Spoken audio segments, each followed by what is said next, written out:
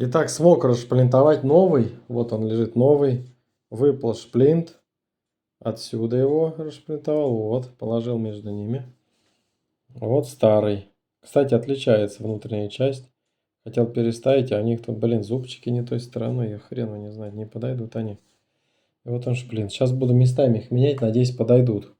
Что время вообще прям не могу весь день сидеть тут ковыряться. Надеюсь, что подойдут. Видите, как расшплинтовал, вот все. Надо запомнить, как все это было, в той же последовательности собирать.